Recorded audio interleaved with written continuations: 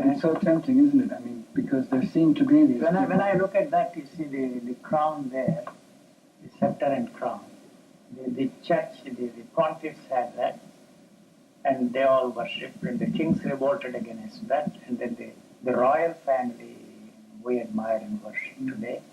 And where they have eliminated the royalty and created the presidents, and you should not insult the head of the state. Until yesterday he was your neighbor and he becomes the president of your republic. Why do you have to worship him as? You see, the whole hierarchical structure is exactly the same. And there seems to be a need in a person to seek for something which he thinks is higher. That is what we would like to be.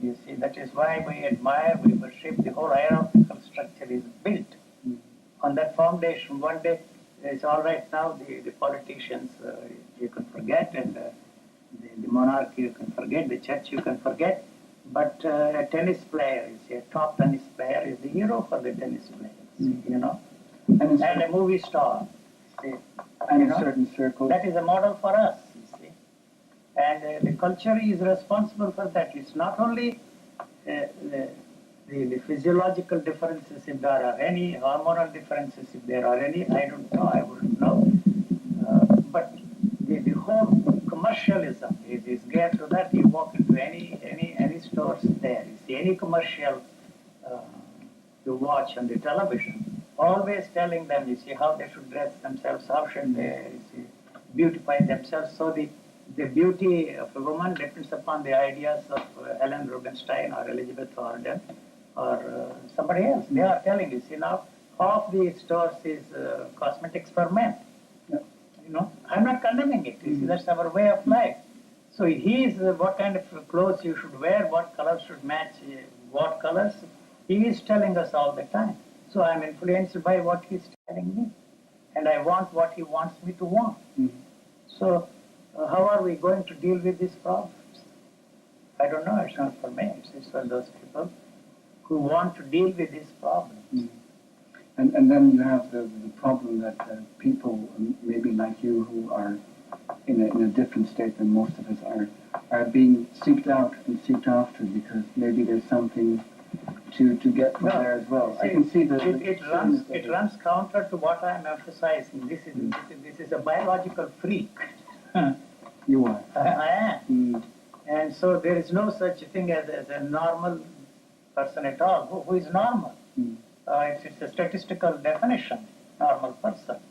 But how can this be a model? So this has no value for me in the sense that whatever I am cannot be fitted into any value system for the world. It has no value for me, it has no value for the world. So you may very well ask me the question, why the hell we are talking about, because it's not an exchange of ideas. So whatever it is, something we find ourselves here. You have some questions to throw at me, and what I'm doing is to put that in the proper perspective. Look at this way. That's all I'm saying. I'm not interested in winning you over to my point of view because I have no point of view, and there is no way you can win me over to your point of view. It is not that you say I am dogmatic or any such thing. It's impossible for you to win me over to your point of view. But you know, during a conversation like this, somebody throws at me, oh, you are that is your point of view. All right, this is my point of view. What the hell is yours? It's also a point of view. So how do you think these 2 points of view can be reconciled, and for what purpose? You know, you feel good because you have won him over to your point of view. You use logic, you use rationality, you are more intelligent than I am, and it's a power play. You feel good, like this service to mankind, that is a do-gooder's high. You take an old woman across the road and you feel good. It's a self-centered activity, and you are interested in some brownies, and you are shameless to tell others that you are doing a social deed. I'm not cynical, I'm just pointing out that it is a do-gooder's high you are feeling, like any other high. But if you admit that, it becomes simple. You see, if you admit that, shows that how detestable creature you are. You are doing it for yourself and tell others and yourself that you are doing it for them. So this, you are interested only in brownies. I am not cynical. You may say that, but cynicism is a reality. A cynic, his feet are very firmly fixed on the ground. But I don't find you cynical at all. I mean, it just makes perfect sense to me. Yes.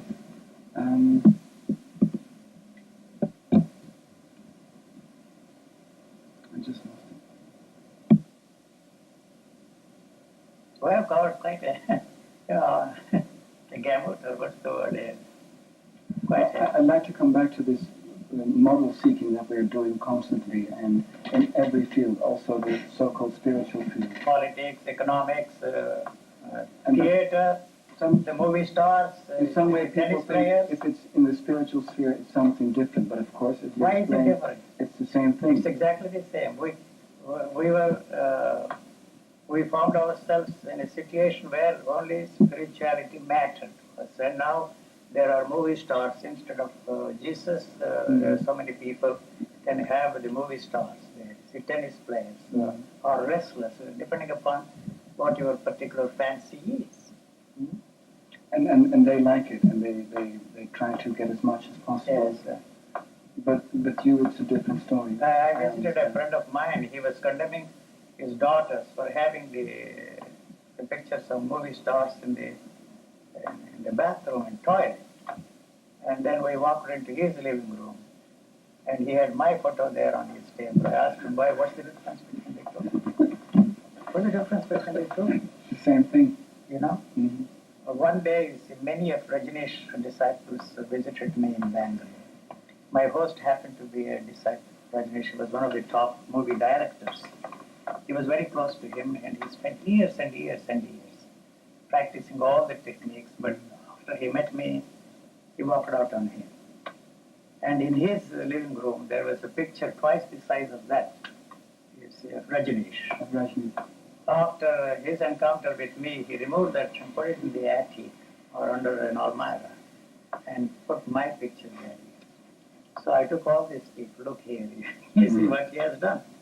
Huh? Yeah, exchange one for the other. Yes, like the divorces in America. You divorce one woman, the new wife comes, and her picture and your children, and put them all the other old photos in the attic, and replace them with the new wife's parents, grandparents, and children.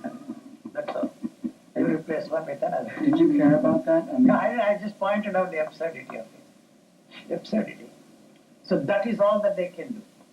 Replace one illusion with another illusion, one belief with another belief. But if the belief comes to an end, that's the end. But there's no escaping, because No as you escape. explained before, there's nothing you can do to Not a thing, not a thing. sort of change all So that. if you are lucky enough, I don't know, lucky enough may not be the appropriate word, to find yourself where there is no attempt on your part to get out of the trap. The more you try to get out of the trap, the more you are trapped in that. That's very difficult to That understand. is the trap. That's the trap. Wanting to get out Yes, of the trap is so the that's trap. all those who want to discuss this with me, the question of how to uncondition yourself, you see, how to live with an unconditioned mind. You see, the very thing you are doing is conditioning it. You see, you are conditioning it in a different way. You are picking up a new lingo. Instead of using the usual one, you begin to use the new lingo and feel good. That's all. But this is conditioning you in exactly the same way, not in exactly the same way. That's all it can do. But even realizing But that... the physical body is conditioned in such a way that it acts as intelligence. Conditioning is intelligence here. There is no need for it to think. But there's no conditioning in the body. I mean, the body is The the body. conditioning is intelligence. That's the native intelligence, not instincts I'm talking about. The intelligence that is there is necessary for the survival mechanism. That intelligence is quite different from the intellect which we have developed. That is, the intellect is no match. You see, if you don't think, the body can take care of itself in a situation where the body is in danger. It relies upon itself and not your thinking and not your the intellect at all. Otherwise, you are frightened. You know, so fear makes it difficult for you. That is why when people ask me, how come you take walks with the cobras? I never did with a tiger or any wild animal. But I don't think I would be frightened of them also. If the fear is not there, you see, the fear emits odors, certain odors. So the cobra senses that you are a dangerous thing, and so it has to take the first step. If that is not there, they are one of the most beautiful creatures that nature has created. Lovable creatures. You can take walk with them, and you can talk to them. And they talk back? They don't like the way. It's a one-way seminar. I don't know. Once a friend of mine, a movie star, visited me in that ashram, stayed with me. She asked me, is all a hype that the cobras visit you and that you take walks with them? Or what? She asked me. He said, wait until the evening or the night. You will be surprised. And so we went for a walk at the dusk time. And not one cobra, but wife, children, grandchildren, about 15 of them appeared out of nowhere. The whole family? The whole family. They ran away. You know. No, but if they try to play with it, they are in trouble. You see. It's the fear, see, that is responsible for the situation you find yourself in and create a problem for that because it has to take the first step. And there's nothing we can do about Nothing. this fear. I mean, it kills you only one person, you and one person, whereas we kill hundreds and thousands of cobras for no reason. And if you destroy the cobras, you see, the field mice will have a field day and they destroy our crops. You see, there is a tremendous balance in nature, you know. Now, if I find a cobra trying to harm somebody, a child or something, I would tell him, you see, I may not kill it, you see. I tell it, go away, or something. You know, it will go away. But you have to kill. But why do you have to kill hundreds and thousands for no reason? You fear that they will, you see, harm us all in the future. So we are creating an imbalance in nature. And then you have to kill the field mice. You feed the cats with vitamins and then special kind of a food. And so if the cat tries to kill a mouse, field mouse or something, you want to save that one. What do you want to say to this food? Even the cat does not eat mice anymore, you know, because it is used to this food from the supermarkets. But it still, you see, it plays with that and kills that for no reason, but it leaves it there in the field. It's amazing. I noticed it several times in this garden. A corrupted cat. Corrupted cat, by associating themselves with us, all these pets have become like human beings, you see. And then you give an identity to the cat, give a name to the dog, to the cat. And our pets are being